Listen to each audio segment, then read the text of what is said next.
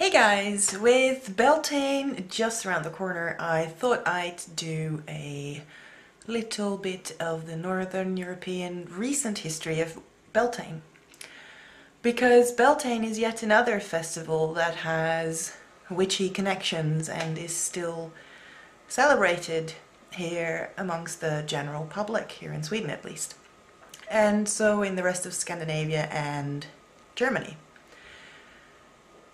Here it's called Valborg, but the German name for it is better to connect to the recent history of it, which is I don't know how to pronounce it, Walpurgis, or something like it.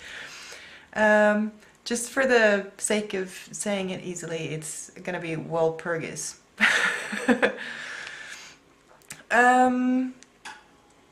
There was this lady called Walpurgis. She was, according to what's written now, she was originally an English princess, and she lived in the 8th century, 700 something to 700 something. And Bonifacius, who was the archbishop of Germany, asked her to come to Germany to help with the Christianization of the population there. And apparently she did such a good job of that she became a saint. And a couple of years after she died, she got put into the grave in which she's resting now, and that happened to happen on the 1st of May. And a couple of years after that, a cult started to organize itself around this Saint Walpurgis. And their main focus was to protect themselves against witches and evil spirits. And to do this, they started lighting these big fires on the 1st of May. So the big fires were to protect themselves against witches and evil spirits, and to celebrate Saint Walpurgis. And from Walpurgis came the Swedish name Valborg, and that is still celebrated all over the place. And I looked into this history because last year we went to visit one of the big fires, and when I say big, I mean ginormous. And I thought, yeah, well, it's cool, but I'd like to know what the current ideas are around these fires. Not that anybody that's around now actually knows why those fires are there.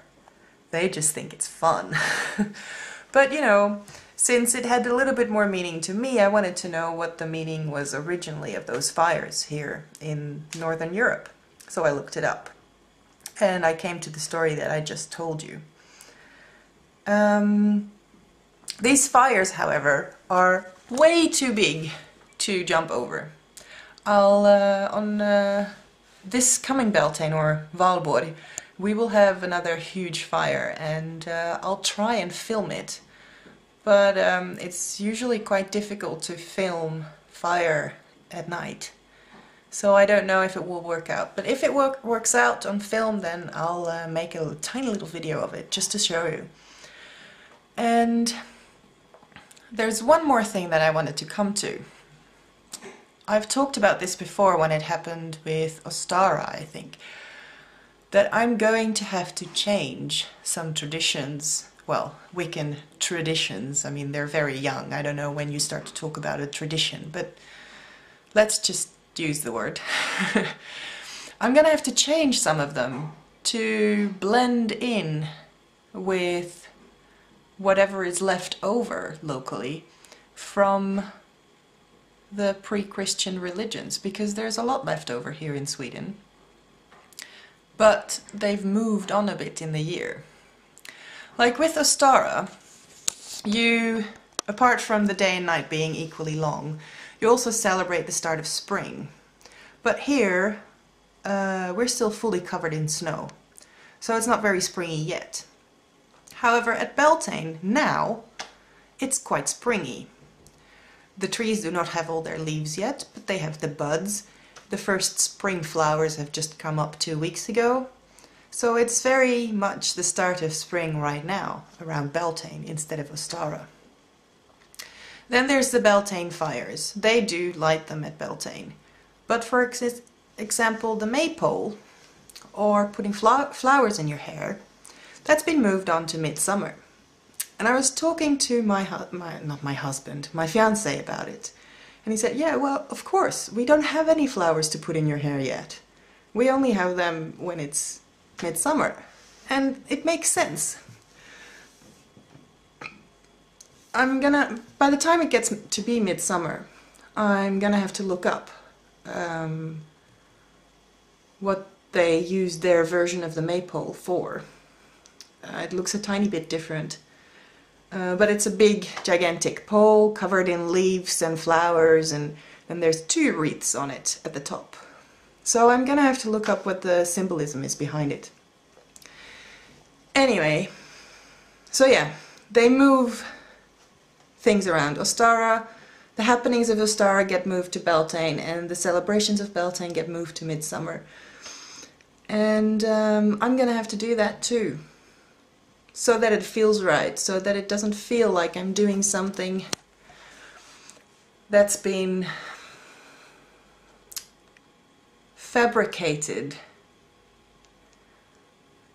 to fit on a population that's not actually living here this far up north. I'd rather fit the local history than a made-up history that doesn't fit here. If you get what I mean. That's when I'm talking about Wicca, at least. Even though I am a Wiccan.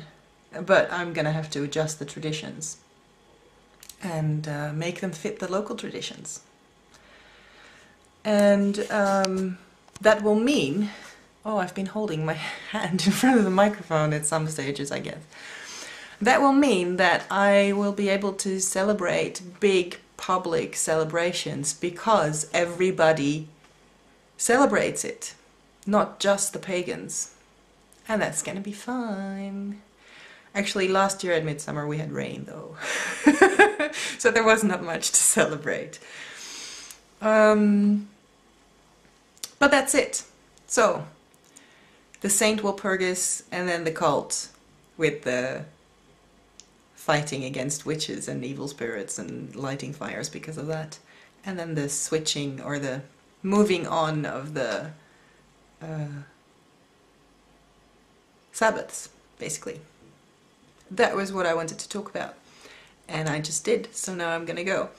And yeah, you'll see. If I get to film and it looks okay, then I'll put some footage of the fire on here as well. See you next time. Bye bye!